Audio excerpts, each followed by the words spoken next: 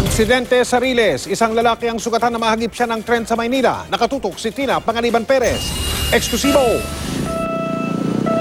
Nahagip ng tren sa bahagi ng Espanya si Julio Castillo Wadjong, 37 years old, ng Occidental, Mindoro. Ang lugar kung saan siya inihiga matapos ang aksidente, tinakpan ng mga dyaryo, bato at buhangin para maitago ang mas maraming bahid ng dugo. Kagabi pa raw ay nasa lugar na ang biktima. Kanina pa doon yung Nakatayo lang? Nakadalawang beses, 3 tawid na siya. Pabalik-balik? Hindi naman mukhang magpapakamatay? Hindi naman po siguro kasi laman ng bag niya, mga gamit niya, saka application, requirements. Sabi ng nakasaksing gwardya, mabagal na raw ang tren ang mahagip nito ang bag ng biktima. Magsasakay na ng mga pasahero.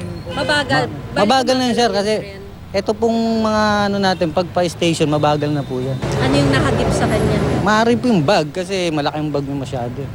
Pagtalikod. Nakaladkad siya? Hindi naman po kasi pagkuha namin, dyan pa lang siya. Hindi naman siya lumayo. Sugatan sa kaliwang braso ang biktima na isinugod ng Philippine Red Cross sa Jose Reyes Memorial Medical Center.